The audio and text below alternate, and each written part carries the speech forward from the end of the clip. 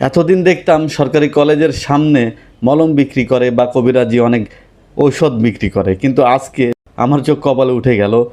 আজকে দেখি যে মসজিদের সামনে মাসাজ মেশিন বিক্রি করা হচ্ছে, এবং শুধু তাই নয়, মানুষকে সেই মাসাজ মেশিন প্রয়োগ করে তাদের মাসাজ করা হচ্ছে যেন তারা আগ্রহী হয়।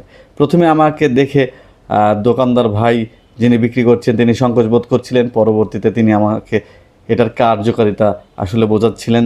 তো বন্ধুরা, আপনারাই বলুন যে এই মাসাজ মেশিনটা কতটুকুন কার্যকরী, আর তিনি দাম চাইছেন 2250 টাকা। এটাও কতটুকুন যৌক্তিক? দিন বদলে গেছে, আগের দিন আর নাই। আগে মলম বিক্রি হতো ফুটপাতে, আর এখন ম্যাসাজ মেশিন বিক্রি হয়। এটা আমি প্রথম দেখলাম। তো দাম 2250। এগুলো সব টেস্ট করা যাচ্ছে। আচ্ছা, কে কে ব্যবহার করছে? আপনি করছেন? কেরা করছে? এই কি অবস্থা? মোটামুটি একটু দলে দিছি, ছোট ভাই পেলা একটু দলে দেই।